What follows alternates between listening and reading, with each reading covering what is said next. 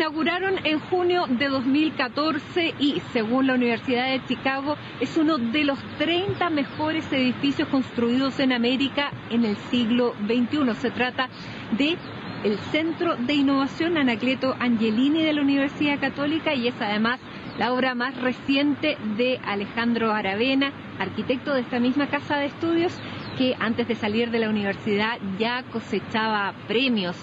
Es ganador del León de Plata de Venecia el 2008. Además, es profesor visitante en Harvard, jurado del premio Pritzker, el equivalente al Nobel en arquitectura, y también es fundador de Elemental, el equipo que demostró que las viviendas sociales pueden ser una inversión y no solamente un gasto social. Alejandro, gracias por tu tiempo con CNN Íntimo. Gracias por estar acá. Gracias a ti. Alejandro, ¿qué determina para la Universidad de Chicago que este edificio, este centro de innovación, sea uno de los 30 mejores edificios construidos en el siglo XXI? Difícil saberlo, porque hay un jurado que determina y uno en cada proyecto que hace trata de hacer lo mejor posible. Pero también uno sabe que hay veces que las cosas se alinean. Y yo creo que en este caso nosotros tratamos de entender la pregunta de la innovación en toda su complejidad. Por el otro lado teníamos a un cliente que estuvo dispuesto él mismo a innovar, que la respuesta que podía obtener a cómo tiene que ser la arquitectura que permita incentivar la innovación pueda no ser algo conocido hasta ahora. Y por otro lado quizás teníamos un problema que requería una respuesta arquitectónica distinta. En este caso diría yo que lo que tratamos de hacer fue poner el encuentro entre personas como la clave para poder generar conocimiento. Finalmente, mucha tecnología de la información y la regulación informática y todo lo que uno quiera, pero lo que hace la diferencia en la creación de conocimiento es el encuentro cara a cara entre personas.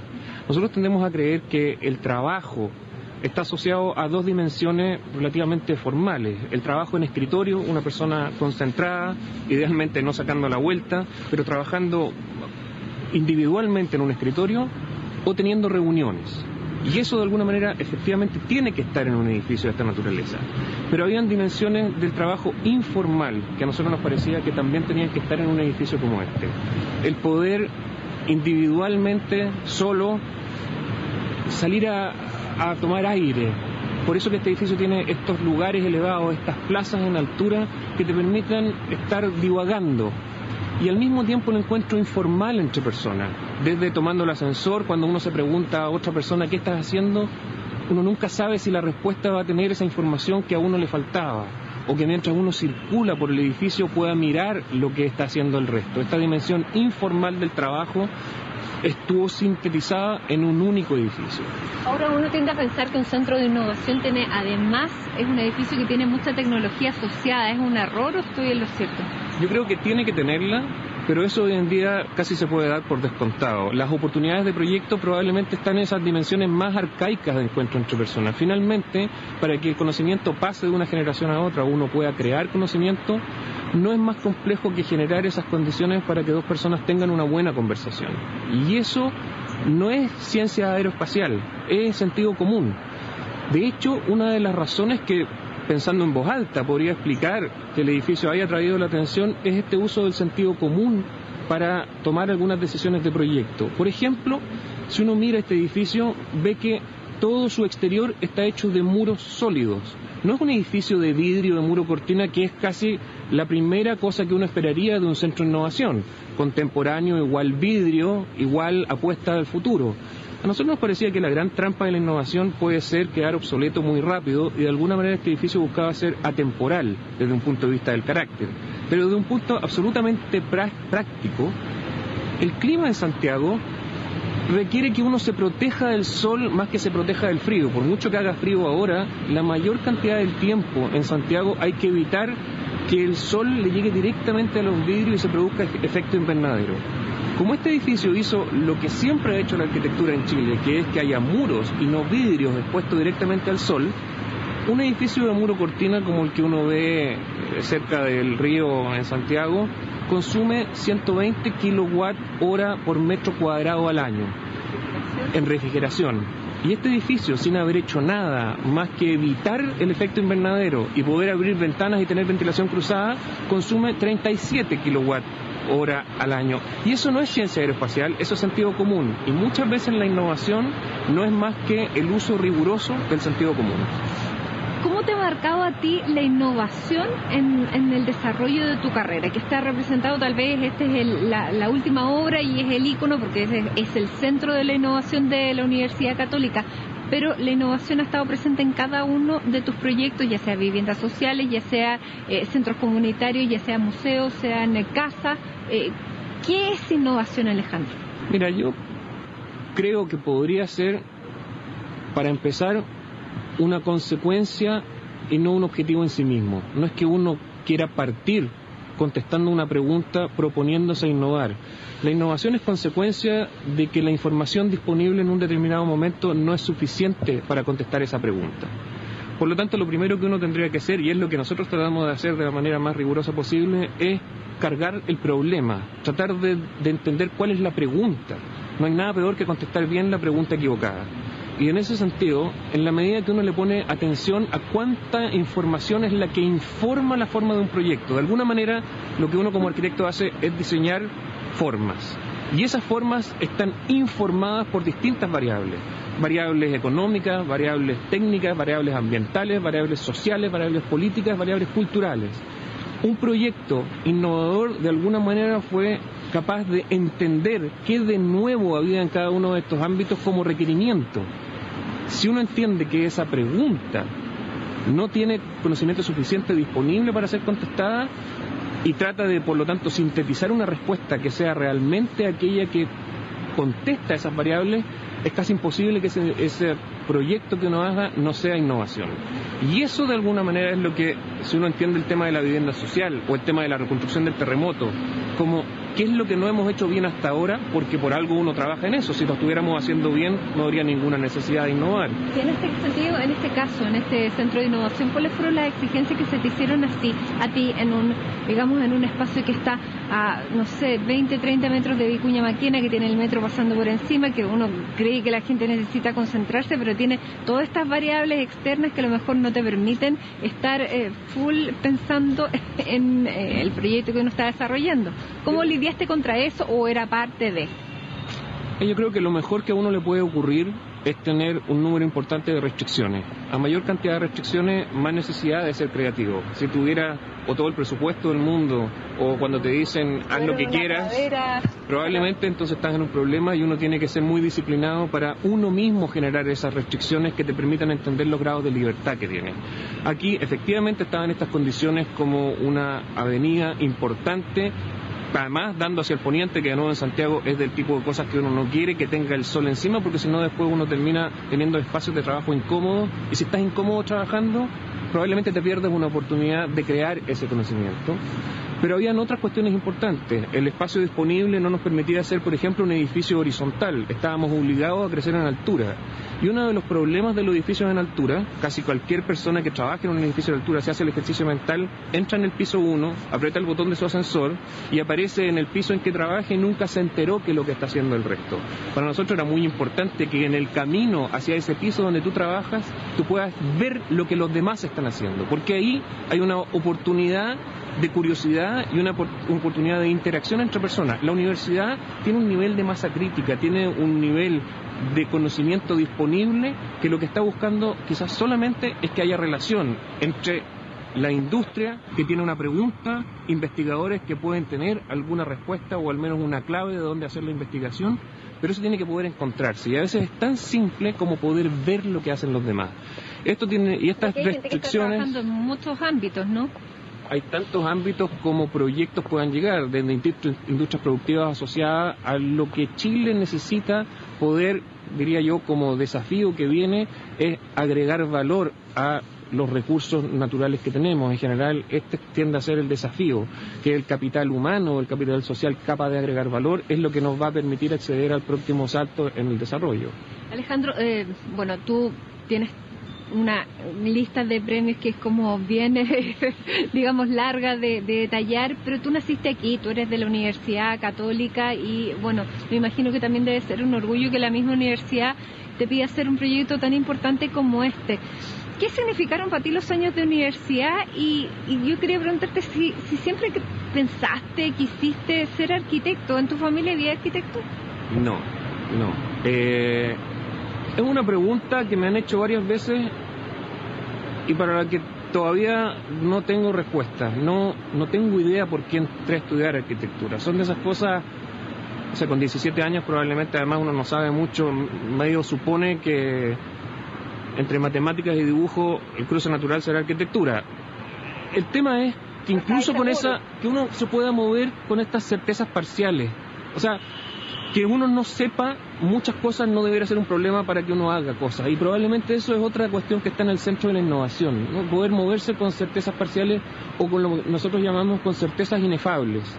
Hay muchas cosas, quizás por la naturaleza artística de la arquitectura, de esas que la intuición te hace saber lo que la respuesta, pero es difícil hablar de ello. Y en ese sentido probablemente las decisiones importantes en la vida tienen esta misma componente de no tienes que tener todo claro, pero hay algo que te hace moverte hacia adelante, que esa información disponible la transforma en movimiento. ¿Pero postulaste a qué más? A intérprete superior en danza o flauta. O sea, con eso quería decir que si no era arquitectura no era nada, no tenía ni una idea de qué otra cosa podía hacer. Pero uno va descubriendo, diría yo, mientras estudia. En el caso de la arquitectura, además, tiene una componente. A ver, yo creo que haber estudiado en Chile ciertamente fue un privilegio, de las cosas que a mí, que las que más agradezco, es haber sido entrenado en contextos de escasez. ¿Cómo era tu familia, por ejemplo? ¿Era una familia normal, clase media? Típica chilena, nada dramático, pero que para llegar a fin de mes, bueno, hay que ser como austero y disciplinado. Y las oportunidades que se te dan en la vida las sabes valorar y las tomas. Supongo que eso es la realidad de la gran mayoría de los chilenos. Poder acceder a educación superior es una oportunidad que no desperdicias. ¿Tus papás son profesores? Los dos profesores, sí. Y bueno, llegar a estudiar a la Universidad Católica también, bueno, para una familia de clase media de profesores también no debe haber sido súper fácil. Y supongo que de alguna manera en esa época en la universidad existían las becas de excelencia, las becas de honor, algo así, y en la medida que tú ibas primero en el curso o lo que fuera, pagabas la mitad. Y supongo que ese es el tipo de cuestiones que tratas de aprovechar. Pero quería volver al tema de haber sido educado, en este caso en la arquitectura, en un cierto contexto de escasez. Yo diría que el gran riesgo de la arquitectura es la arbitrariedad. O sea, está en un ámbito en que siempre las cosas podrían ser así o de otra manera. Y en general la abundancia de recursos implica una escasez de sentido. Cuando tú has sido entrenado en un contexto que es todo lo contrario, en que hay escasez de recursos, estás obligado a que lo que haces tenga una abundancia de sentido. Tienes que tener muy claro el por qué estás haciendo las cosas. Más allá del know-how, es como el know-why. ¿Por qué esto tendría que ser de esta manera y no de otra? Y cuando los recursos son limitados o escasos, tú tratas de ser muy estratégico en el uso y dejas afuera todo aquello que no sea estrictamente necesario. Y eso a mí me parece que forma parte del contexto en que uno fue educado en Chile en los años 80. Ahora, claro, esa escasez, por otra parte, requería que apenas uno pudiera, había que absorber un cuerpo de conocimientos que no estaba disponible en Chile. Chile no es un país que tenga una tradición arquitectónica significativa, no fuimos imperio, ni la arquitectura prehispánica ni la hispánica es realmente importante. En los años 80, donde estudiaste tu arquitectura, bueno, de todo eso vamos a seguir conversando, de cómo era como estudiante, porque a lo mejor muchos se están preguntando si yo quiero llegar a ser alguien como él, qué es lo que tengo que hacer, o cómo nació Alejandro Aravena, que hoy es uno de los arquitectos más reconocidos, no solo de Chile, sino que del...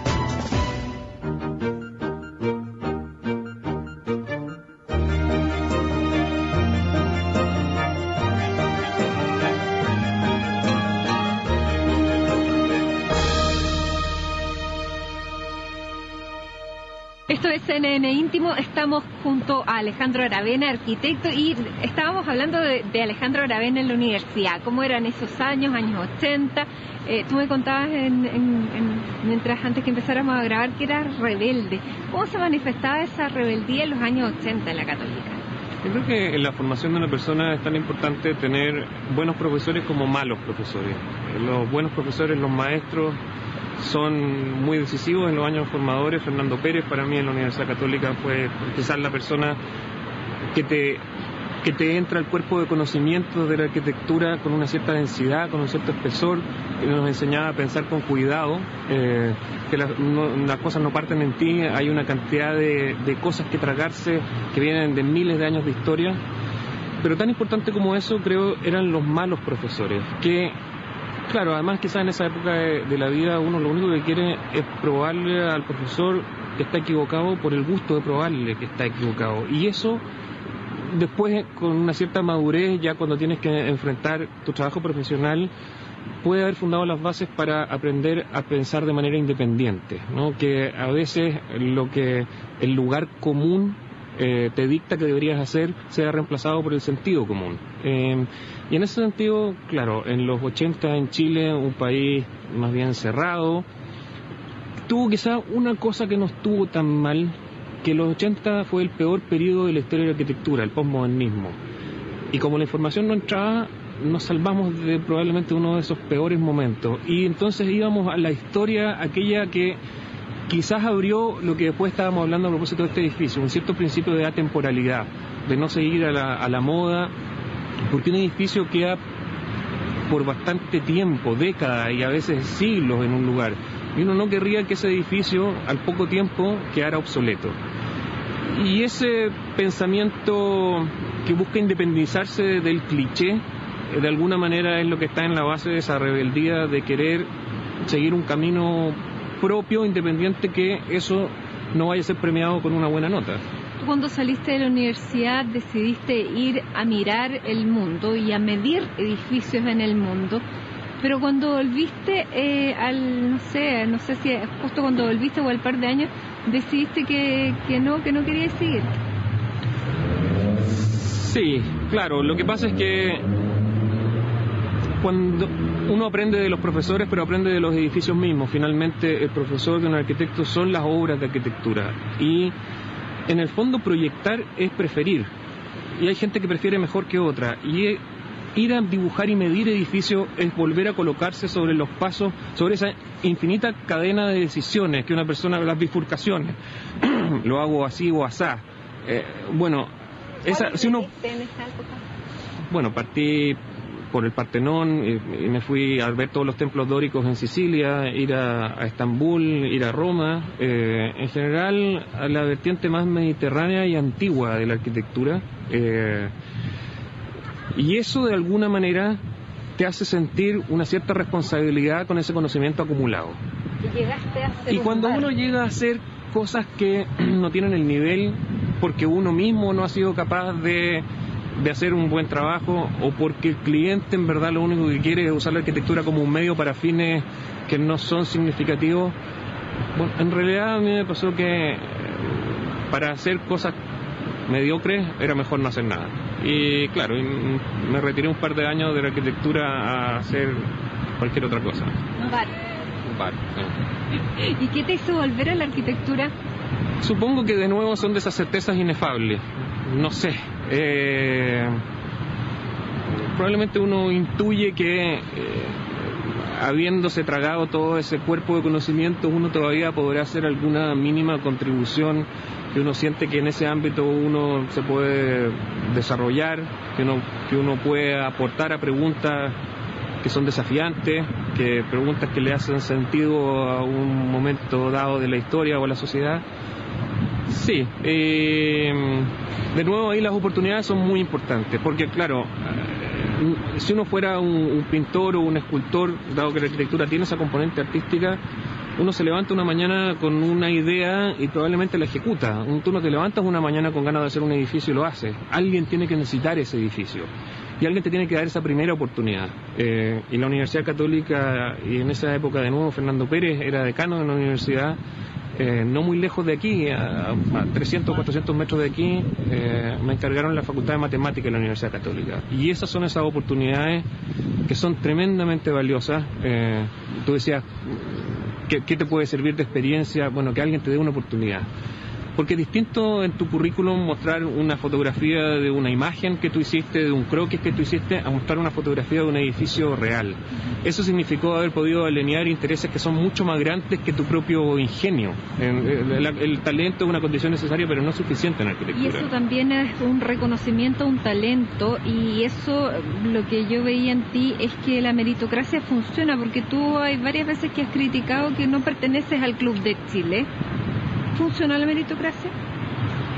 En mi caso, yo no podría... o sea, si yo he podido hacer algo, solo se ha debido a que alguien te da una oportunidad. Y en ese sentido, me parece que en Chile uno está en un ámbito intermedio, en que, por un lado, el nivel de exigencia es equivalente al de primer mundo, por lo menos en calidad de edificio, pero tienes que trabajar con presupuestos del tercero. Y ese ámbito en que te hace exigirte como estándar de agregación de valor, pero con recursos muy escasos, de alguna manera te templa mucho.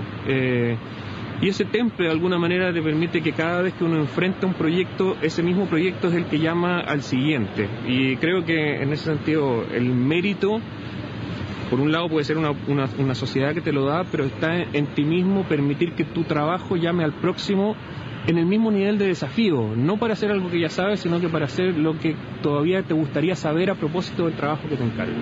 ¿Por qué? ¿Cómo llegaste a la vivienda social, que ha sido tal vez una de las cosas más reconocidas en tu carrera hasta ahora? Así como hay la vergüenza ajena, yo creo que en mi caso fue la vergüenza propia. A mí me invitaron a hacer clase a la Universidad de Harvard, tema libre, usted enseña de lo que quiera, y eso fue el año 2000.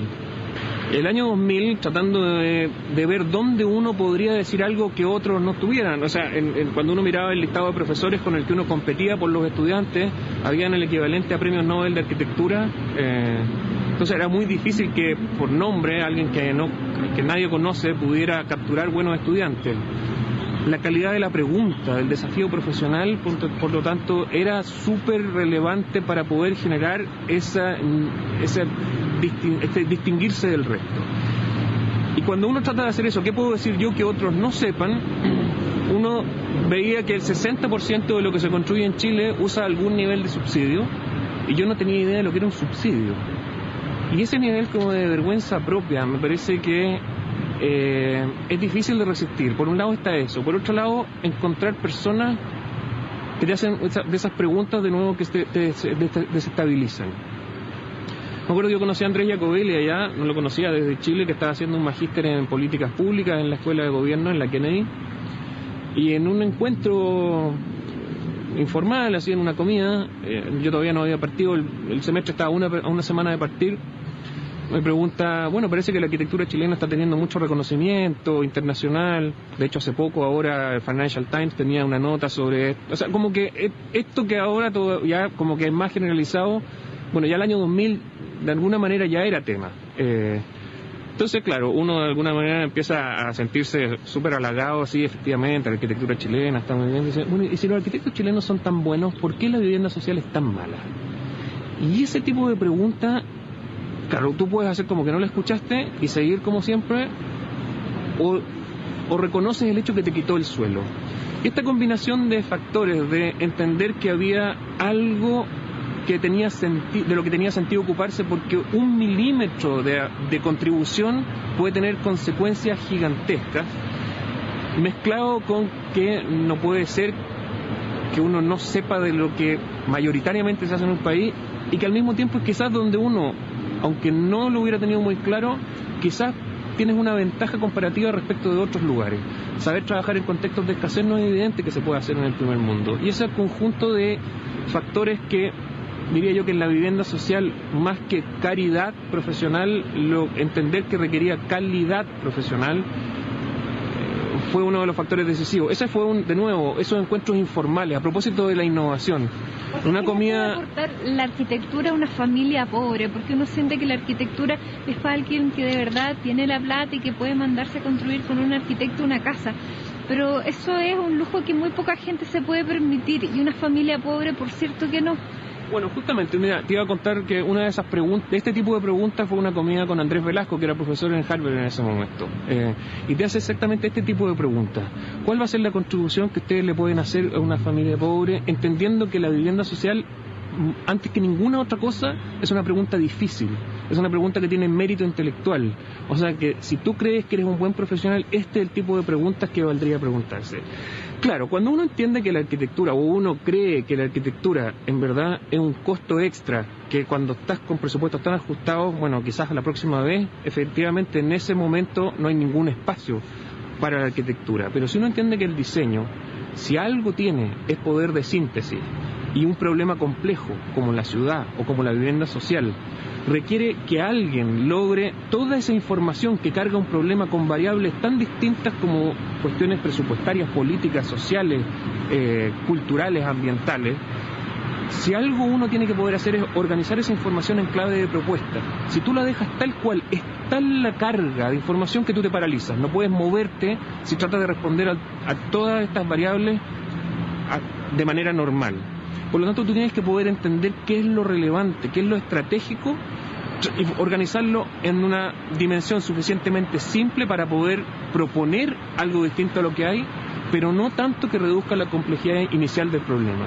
Y el diseño tiene en su núcleo una herramienta sintética que es muy poderosa, que es el diseño. Y cuando tú entiendes que el diseño efectivamente puede sintetizar y priorizar y contestar con algunas componentes que son las relevantes, y luego dejar un sistema abierto para que sea la propia familia la que termina de completar eso, bueno, entonces ahí es una herramienta muy estratégica, en vez de ser, es un valor agregado en vez de un costo extra. Exactamente, no es un costo social, sino que es una inversión, y para la familia eso le puede generar plusvalía.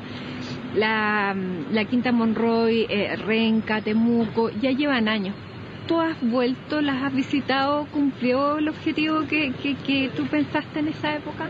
Mira, me tocó volver a Iquique hace unas 2 semanas atrás, y creo que la última vez que había estado era ya hace unos 4 o 5 años.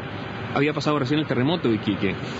Nosotros estábamos tratando de ubicar a las dirigentes allá a la Praxedes Campos, y claro, no había mail, no había teléfono. Como a los 4 o 5 días, Praxedes contesta con un mail diciendo: quiero decirles que el 100% de las casas está intacta, resistieron perfecto el terremoto, entre otras cosas casas que están en el centro de Iquique, no en Alto Hospicio. O sea, ese ya era el primer desafío, que la gente pudiera quedar dentro de las redes de oportunidades que las ciudades ofrecen, en vez de quedar afuera, lejos, en Alto Hospicio. Y me tocó ir, por otras razones de trabajo, a Iquique, y pasé a visitar la Quinta Monroy sin avisarle mucho a nadie. Para nuestra sorpresa, en la esquina del proyecto, o sea, en el terreno colindante, inmediatamente al lado, había un edificio de unos 25 pisos, departamentos de unas 3.000 o 4.000 UF por unidad, al lado de viviendas que costaron 300 UF. Creo que ese para mí es el mejor reflejo de que uno logró hacer que gente que tiene una ciudad alrededor, con transporte, con comercio, con servicios, con educación, con la playa a 4 cuadras, está dispuesta a pagar 3.000 UF por un departamento. Bueno, quienes más necesitan esa red de oportunidades pudieron, gracias a un diseño que fue muy estratégico, pagar un suelo suficientemente caro para quedar dentro de esta red de oportunidades. Y eso para mí fue quizás el signo más objetivo, que esas familias se han beneficiado de una ciudad que les es muy funcional a desarrollarse como familia, pero al mismo tiempo esa familia que recibió un subsidio tiene un patrimonio familiar que hoy en día puede ser usado para mejorar calidad de vida. Y lo puede heredar. Eso que pasó en Iquique, ¿es posible replicarlo en Santiago? Bueno, tenemos Renca, pero Santiago es tal vez una ciudad que construyeron en un hoyo, que tiene todos los males endémicos de una ciudad que creció sin ninguna planificación, y que hoy debe ser de las ciudades más segregadas del mundo. Nosotros, que nos gusta compararnos con la OCDE, debe ser de los países que tienen la ciudad más segregada y segregadora. ¿Es posible generar esa inclusión que tú decías, que los departamentos de 3.000 UF están al lado con las casas de 300 aquí en Santiago? claramente es posible. El diseño es el que puede efectivamente tratar de hacer una diferencia en eso, y ahí es donde el diseño, de nuevo, no es un costo extra porque tienes una casa que tiene una fachada más bonita que la otra. Si usaste el diseño de manera inteligente, lo que pudiste hacer fue con esos recursos permitirle a la gente quedar instalada en estas zonas de la ciudad que les van a traer beneficios. Yo no estaría tan negativo respecto de Santiago. Yo diría que no es sustancialmente peor. ¿Se puede hacer? Por supuesto, mira. Que tengan más valor, que no sean, digamos, en la super periferia donde te va a demorar 3 horas en llegar a tu lugar de trabajo. En la Quinta Monroy, la vivienda social podía pagar 0,4 UF por metro cuadrado, y nosotros con el diseño a 300 UF por casa pudimos comprar terrenos que costaban 1,2 UF por metro cuadrado. Hay una clave muy específica, que es que tú tienes densidades suficientemente altas para pagar por suelos caros, sin hacinamiento, pero con posibilidad de crecimiento, tal que la familia, con el diseño que tú le entregas, pueda llegar a un estándar de clase media.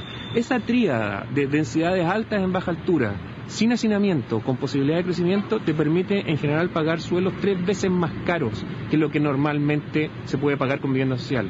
Pero eso requiere un diseño que no puede ser el típico que se usa. Hay una vuelta de tuerca que darle, y es ahí donde la innovación tiene sentido, porque si tratas de contestar una pregunta nueva con respuestas antiguas, claramente no lo vas a poder resolver. Tú hablabas del terremoto en Iquique, pero a ti te tocó trabajar en la reconstrucción del terremoto del 27F, y te tocó la parte tal vez más fea, que fue la de donde el terremoto afectó más fuerte, que fue Constitución. ¿Cómo fue llegar a Constitución y levantar a Constitución? Sí, bueno, es una experiencia bien fuerte, emocionalmente fuerte, llegar a una ciudad con ese nivel de destrucción, y no tanto por el terremoto, por el maremoto, en verdad. Y eso, de nuevo, era algo para lo que en Chile no estaba preparado. En general, Chile resiste muy bien los terremotos, los maremotos era algo nuevo. Porque se construye en un borde que no se debería.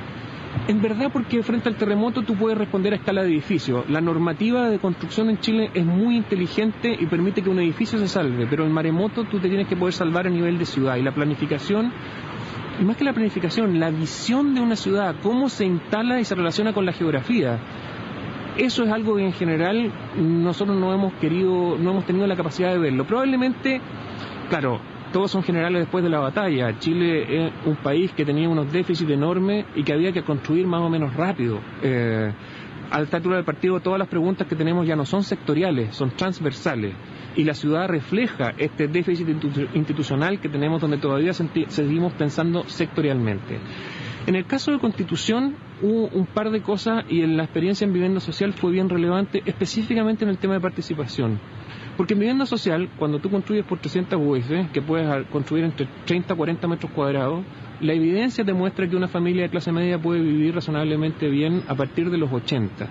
Por lo tanto, si tú con plata pública no puedes entregar ese tamaño, las familias van a terminar haciendo por cuenta propia, y muchas veces, a pesar del diseño y no gracias al diseño, ese estándar de clase media. Si tú tienes eso claro, mejor sientas el día 1 a quién va a construir la segunda mitad de la casa que alcance ese potencial de clase media a la mesa, y te reparte responsabilidades. Esta experiencia de repartirse responsabilidades, saber qué es lo que ellos pueden hacer, y que con dinero público uno se hace cargo de lo que individualmente no puede ser hecho, era la clave para que esta vez en la reconstrucción uno lo pudiera hacer, esta vez pero a escala de ciudad. Y esa aproximación a escala de ciudad y los procesos de participación tienen no es preguntarle a la gente cómo le gustaría que fuera su ciudad, no tienen por qué saberlo. Yo estudié algo que ellos no saben. Uno no podría creer que la participación es eso. Sin embargo, la gente te puede ayudar a establecer prioridades, identificar la pregunta correcta para no contestar bien la pregunta equivocada. Y en el caso de Constitución, este proceso de participación, donde uno bastante rápido, nosotros tuvimos 100 días para entregar la totalidad de los diseños para la ciudad, que significaba un plan maestro de cómo se iba a proteger la ciudad contra el tsunami, edificios públicos, vivienda, transporte. O sea, hay un tiempo muy corto y estresado. Bueno, dentro de los 10 primeros días probablemente nosotros ya creíamos tener un punto, y ese rápido nosotros lo tirábamos sobre la mesa. Es clave en el tema de ciudad que organices la información lo antes que puedas en clave de propuesta, no de diagnóstico. Eso es un riesgo, y eso eventualmente, donde la intuición es quizás más importante que, de nuevo, esta capacidad intuitiva como síntesis de conocimiento, te permite rápido tener sobre la mesa una propuesta y que todo el debate se dé en torno a qué es lo que vamos a hacer y no por qué llegamos aquí con todo lo malo que se hizo antes. Una de las preguntas era cómo se protegía de un maremoto a la ciudad y se había planteado hacer unos muros que eran carísimos y bien impracticables. Ustedes llegaron al tema simple de los árboles. ¿Cómo se llega a eso? Mira, esa fue una intuición bastante temprana que quizás seguía la lógica de frente a amenazas geográficas, respuesta geográfica. La magnitud de energía que se libera en la naturaleza con un maremoto, que no son olas grandes, es una masa de agua que se mueve a 800 kilómetros por hora y que cuando llega al continente busca compensar con altura la velocidad que trae, no la puede resistir jamás con infraestructura hecha por el hombre. 2011 en Japón probó que incluso de la infraestructura más pesada hecha, bueno, la energía de la naturaleza le pasa por encima.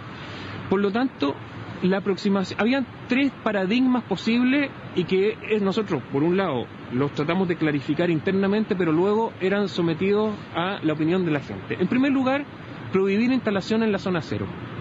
O sea, ya que fue peligroso, nunca más aquí. Bueno, en Japón quizás se puede hacer, en Chile es muy difícil porque la gente necesita estar cerca del borde, los pescadores, gente que necesita de ese lugar para vivir. Hacer infraestructura pesada, que era muy conveniente desde un punto de vista político y también desde el punto de vista de los contratos, pero que nosotros sabíamos que era ineficiente. La tercera alternativa, que era, en vez de resistir la energía de la naturaleza, disiparla con esta escala geográfica, que es un bosque que introduzca caos en las olas, tal que esa fricción, corrugar el borde de alguna manera, esa fricción reduzca la intensidad de la energía, fue lo que hacía más sentido. Pero preguntándole a la gente, más allá que técnicamente eso a nosotros nos parecía deseable, la gente dijo, miren, nosotros aquí tenemos el próximo maremoto quizás en 20 años más, pero todos los años tenemos un problema con la inundación de las quebradas porque no está manejado el tema de evacuación de agua lluvia. Si ustedes hacen el muro, ese que era como el que tenía primera prioridad porque se podía hacer más o menos rápido con contratos muy grandes, nosotros vamos a tener un problema de inundación para siempre. Pero además, decían ellos, nosotros tenemos un problema con estándares de área verde. Cuando uno lo medía, efectivamente, Constitución tenía 2,2 metros cuadrados por habitante, cuando todas las recomendaciones es que estén por sobre los 8 o los 9 metros cuadrados. Cuando tú propones un bosque, lo que permitía era elevar esa deuda histórica de espacio público a 7 metros cuadrados por habitante. Y por último, una cuestión que yo diría que fue la más significativa. Estaba el temor de este tema de la reconstrucción y la relación con la identidad o el patrimonio. Y la gente dijo, miren, si en verdad fue una pena que se cayera esa casa antigua, pero nuestra identidad no está asociada a la construcción o a la arquitectura. Nuestra identidad es la naturaleza. El río es el origen de esta ciudad.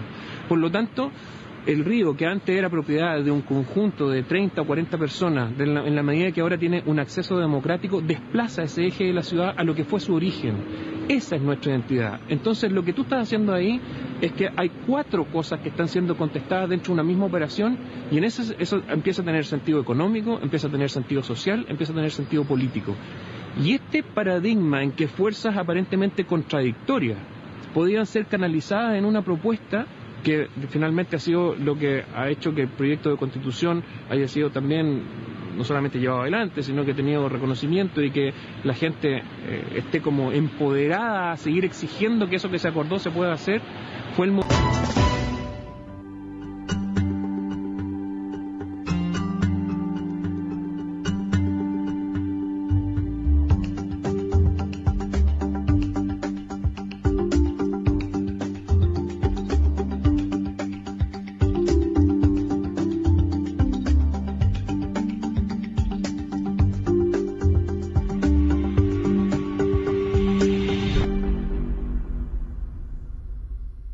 Alejandro, bueno, ya conocimos un poco el edificio por dentro. ¿Tiene alguna semejanza con un proyecto que estás trabajando tú hoy en China, que es de un laboratorio farmacológico? Sí, el proyecto para la farmacéutica suiza Novartis, que está construyendo un campus en China, que tenía una pregunta parecida a esto. ¿Cuál es la arquitectura que puede generar buenas condiciones para la creación de conocimiento? Y comparte con este edificio probablemente el maximizar las oportunidades de encuentro entre personas. En ese momento en el café, a la tomada del ascensor, en la conversación de pasillo, que son estos encuentros informales que uno nunca sabe si van a poder ir a dar a algo. Generan unas condiciones exteriores como muy robustas o muy sólidas por razones ambientales, pero también por razones de estructura, pero luego interiores donde efectivamente uno pueda lo más transparentemente posible ver lo que los demás están haciendo. Ya, y esos planos están bajo llave porque es un laboratorio y tienen un secreto de confidencialidad que solo se revela cuando se inaugura. Claro, o sea, para nosotros ha sido una experiencia extraordinaria porque nunca nos ha tocado trabajar a ese estándar, o sea, estándar de primer mundo, con presupuestos de primer mundo, pero también con exigencias que de alguna manera nos ha llevado a un cierto límite, y ellos nos dicen, mira, no está pensado así porque son 2 años solo de proyecto y luego más de 2 años de construcción, se inaugura en enero del 2015, pero ellos dicen, mira, te puedes equivocar en cualquier cosa, pero no en que salga alguna información de este edificio antes de tiempo. El tema del secreto industrial es en serio. Estás trabajando en China, ¿en qué otros países hay obras tuyas? ¿Suiza? Estamos construyendo en Suiza un proyecto para una fundación, para un grupo de escritores, proyectos o concursos en distintos lugares. Estábamos finalistas para el Museo de Arte Moderno de Moscú, pero nosotros, dentro de lo posible, nos sigue interesando poder estar lo más posible acá en Chile. Es donde uno, en arquitectura es muy importante el entre líneas, ¿no? Esa cosa como no dicha, y entender ese mundo, esa cultura, requiere mucho tiempo, requiere una energía emocional alta. Entonces, mientras más uno pueda trabajar en el lugar donde eso se da más naturalmente, mejor. Rehacer Calama, ese fue el desafío que te propuso Codelco, y ese es el proyecto en el que estás trabajando, Calama Plus, que se supone que debería estar listo el 2025. ¿Qué significa ese proyecto y cuál es el desafío de ese proyecto? Sí, el Plus es la sigla de Plan Urbano Sustentable. Y de alguna manera busca responder a un doble desafío. Por un lado, las industrias productivas en Chile están sometidas siempre a una relación con la comunidad, y muchas de las cuales tiende a ser conflictiva. Yo diría que en general uno puede observar que la relación con la comunidad, en vez de ser parte de la política de responsabilidad social empresarial, es decir, algo que ocurre una vez que fuiste exitoso, cada vez se está moviendo más a parte de las variables con las que estudias un proyecto. De alguna manera, las comunidades requieren lo que nosotros hemos llamado una cierta licencia social para operar. Tú puedes tener los permisos de edificación, los permisos ambientales, pero de alguna manera requieres esa licencia de parte de las comunidades. Y la ciudad o el diseño urbano puede ser un puente para poder generar de manera muy eficiente cuáles van a ser esos beneficios en que tal o cual industria productiva va a impactar positivamente una cierta comunidad. Después de las movilizaciones sociales que hubo en Calama pidiendo efectivamente que mucho de la riqueza quedara en la ciudad, porque es una ciudad que claramente no se condice con el nivel de riqueza que produce. Justamente esa era la gran pregunta de la gente. O sea, 20.000, 25.000 personas en la calle diciéndole producimos la riqueza de Chile, y mientras hacemos eso tenemos que soportar condiciones de vida que no están a la altura de la riqueza que producimos. ¿Y te creen cuando tú llegas con un proyecto? Al principio no, porque hay un nivel de resentimiento, de rabia acumulada en el caso de Calama. Digamos, es lo que uno observa en general en todo Chile. Pero por eso que es tan importante lo más rápido posible transformar rápido todo ese descontento en una proposición. Esos tipos de fuerzas sociales, más que desmantelarlas o desactivarlas, uno tendría que canalizarlas. Son agentes de cambio importantes. Las ciudades en general no cambian espontáneamente, a menos que haya un cierto nivel de estrés. Y el reclamo ciudadano es parte de ese agente de cambio si es canalizado rápidamente. ¿Y cómo es rehacer Calama? ¿Cuál es la propuesta para rehacer Calama? A ver, que yo no diría que uno está rehaciendo Calama. Por un lado está el cierto descontento de la gente, y al mismo tiempo, y eso quizás es lo que hace que estos desafíos sean tan complejos, la industria minera o forestal o la que fuera necesita atraer capital humano. Tú tienes que poder que gente altamente calificada esté dispuesta a irse a vivir a un cierto lugar. Por lo tanto, la demanda por calidad de vida en la ciudad opera como un atajo hacia la equidad para quienes se sienten que están fuera de los beneficios del crecimiento económico, pero al mismo tiempo tiene que generarse como una especie de imán, un magneto que atraiga gente que haga esas diferencias en la competitividad de un país. ¿Al operario y al ingeniero? De alguna manera, o al ejecutivo, efectivamente. Entonces, más que rehacer una ciudad, El recurso escaso en ciudad, más que el dinero, diría yo que son dos. Por un lado es la visión, más que una planificación, la ciudad tiene que tener una visión, tiene que tener un punto, algo suficientemente simple para que la gente entienda, de esto se trata esto. En el caso de Constitución es una ciudad que tiene un bosque entre la ciudad y el océano o el río. En el caso de Calama era evidente que la ciudad completa debiera ser un oasis, no solamente aquello que está en la cuenca hidrográfica del Loa, porque si no tienes un oasis de la escala de la ciudad completa, es muy difícil incluso como ambientalmente poder vivir en ese lugar. Ahora, por lo tanto, una visión que sea suficientemente fuerte y sencilla para ser compartida y al mismo tiempo síntesis. Esto de alguna manera es la otra gran dificultad en las ciudades, que tiene que poder llevarse adelante en operaciones suficientemente acotadas, pero que sean capaces de transversalmente mejorar esa calidad de vida. ¿2025 es la fecha? Eso fue lo acordado con la cartera de proyectos que se elaboró en foros públicos en la plaza. Tanto el proyecto de Calama como el proyecto de Constitución tiene asociados a industrias, a Arauco en el caso de Constitución, Codelco en el caso de Calama, que son quienes pueden movilizar más o menos rápido conocimiento, el grupo de personas que hacen la propuesta. Es importante la participación. Nosotros en los dos casos hemos trabajado con la gente de Tironi, que sabe cómo hacer esto que nosotros hacíamos de alguna manera intuitiva y artesanalmente a escala de vivienda social, a escala de una ciudad completa. Y en esos foros ciudadanos, efectivamente uno tiene que poder identificar juntos con las personas qué es lo que se va a hacer ahora, qué es lo que me importa más que el 2025 como una fecha específica. Por un lado, tú comprimes el tiempo, 100 días en el caso de Constitución, 120 días para elaborar de qué se va a tratar esta carta de navegación, y al mismo tiempo te das cuenta que esos cambios significativos en ciudades van a ocurrir en tiempos mucho mayores a las administraciones. La participación ciudadana quizás sea una de las pocas maneras de garantizar que eso vaya a ocurrir.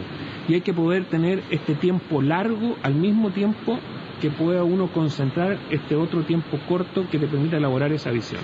Esa cartera de proyectos nosotros esperamos, y en ese sentido yo esperaría que la participación ciudadana, lejos de haberse desmantelado, siga poniéndole presión para que efectivamente este cambio se produzca. Y hablando de tiempos y de tus tiempos, hay una parte importante que tú la dedicas como jurado de los premios Pritzker. Y bueno, eso es además un reconocimiento, porque eres de los 8 miembros del jurado el único latinoamericano, y hace 8 años que eres miembro de este jurado. Era por 3 y te fuiste quedando, te pidieron que te quedaras. Sí. ¿Qué significa ser jurado de este premio, que es el equivalente, ya lo habíamos dicho, al Nobel de Arquitectura, y juzgar y, no sé, ponerle nota a gente que está por sobre la media y que son tus pares? ¿Cómo es eso? Bueno, es un privilegio y una maldición al mismo tiempo. O sea, privilegio en el sentido de que te expone al mejor nivel posible de la disciplina en la que uno se desenvuelve. El nivel de discusión es el más alto que uno puede optar. No sé, el jurado es la mitad arquitecto y la mitad no son arquitectos. Hay un juez de la Corte Suprema de Estados Unidos, está un industrial como Ratan Tata, que es el presidente del Grupo Tata, o Lord Palumbo. Por lo tanto, tienes que poder ser capaz de transmitir tus argumentos con gente que está en el límite de sus propias disciplinas, sea empresarial o judicial o política. Pero es maldición al mismo tiempo porque, claro, una vez que tuviste la arquitectura que puede ser hecha a ese nivel, se hace bien difícil la propia práctica profesional. Puede que uno no llegue nunca ahí, pero ya viste que la cosa podía tener ese nivel. Y entonces ya no es tan fácil tomar el lápiz y sientes un peso a la calidad con la que uno debería responder. Ahora, ¿qué es lo que sí instala? Claro, ¿quién es uno para venir a decir si la obra de alguien de ese nivel o la estatura de los premios Nobel de Arquitectura merece o no merece ser juzgada?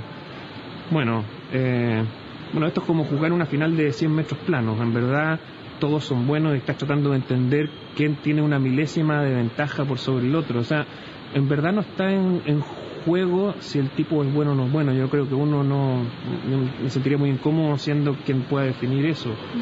Sin embargo, puedes discriminar cuánto ha habido contribución en ámbitos que importen. El ganador de este año, Shigeru Ban, por ejemplo, es un tipo que trabaja al mismo tiempo que haciendo el Pompidou Metz, hace campos de refugiados en Ruanda o viviendas de emergencia para desastres naturales. O sea, este espectro en el que se mueve es del tipo de cosas que uno quiere tener como mensajes para la profesión. Entender que te puedes mover en una cierta élite histórica, no élite económica. O sea, de lo que se va a tratar el siglo XXI es que de lo que algunos arquitectos sean capaces de colocar en el mundo, de la misma manera que mirando hacia atrás el gótico es porque alguien hizo una obra que fue capaz de encarnar ese momento dado de la historia, pero al mismo tiempo que puedas tener ese nivel de responsabilidad como cultural, histórica, tienes que poder hacerte cargo de temas transversales súper concretos.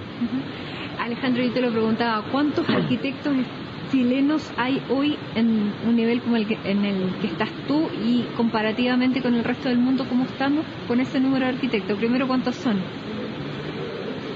En el nivel que estoy yo o no sé, es difícil decir. Yo creo que hay gente que está nivel internacional. Hay gente que tiene en este momento está representando a Chile en el mundo de manera extraordinaria. ¿Cuántos son? ¿Serán 5 o 7? ¿Qué significa eso para un muchísimo. país como Chile? Claro, uno puede decir, bueno, eso no es nada. Bueno, cuando Portugal apareció en el mapa del mundo en los 90 y era el lugar donde había que estar, habían 4 arquitectos haciendo esto.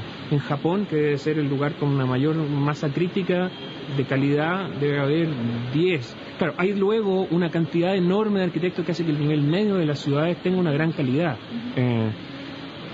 Pero es bien curioso que Chile tenga este nivel, esta masa crítica, esta especie de combinación entre competir y al mismo tiempo sentir que no estás solo en el esfuerzo de hacer cosas que estén en el límite de una cierta disciplina. Chile en ese sentido tiene en la arquitectura una embajada desde hace un tiempo ya que creo que está tratando de llevar hacia afuera unas experiencias que han sido muy relevantes para el país y que pueden ser lecciones en cualquier lugar. Alejandro, ¿satisfecho con lo que has logrado hasta ahora por esta senda de la meritocracia?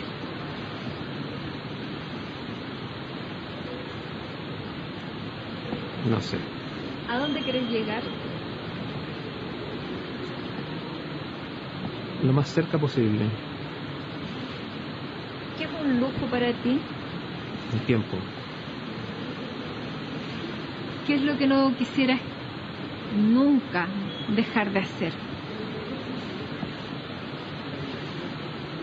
Poder equilibrar una vida privada, familiar, sencilla, amorosa, con una profesión que me permita tener tiempo para elegir con libertad cómo gastarse los latidos del corazón. Alejandro Aravena, muchas gracias por estar con CNN Íntimo. Encantado.